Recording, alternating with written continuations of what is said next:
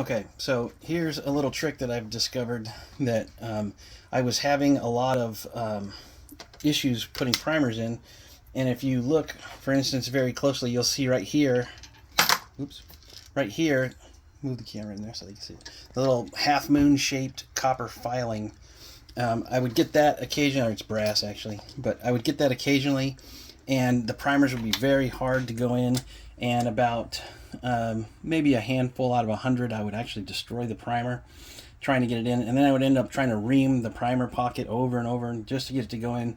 And I found this little trick that now I get a stiff primer about 1 or 2 times out of 100, but they all go in and I'm not destroying them anymore, whereas before I was getting very stiff primers, maybe 1 out of 3 or 1 out of 5.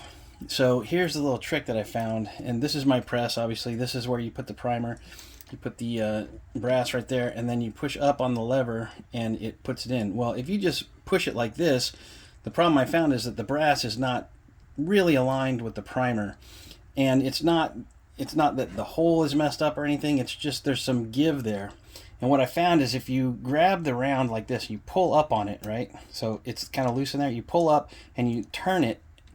When you put just a tiny bit of pressure on it, right, you can still turn it while you're putting pressure. You can feel when it aligns, and when it aligns, it just goes right in, and you don't get any of the shavings, you don't get any of that stuff. And as you can see, that's all clear. So that's the little trick I figured out. And what you're doing is you're just pulling up on this brass and turning it while you're applying just a tiny bit of pressure, and you'll feel it when it lines up with the primer. And then you just push, it goes right in, no problem. Easy peasy Japanesey.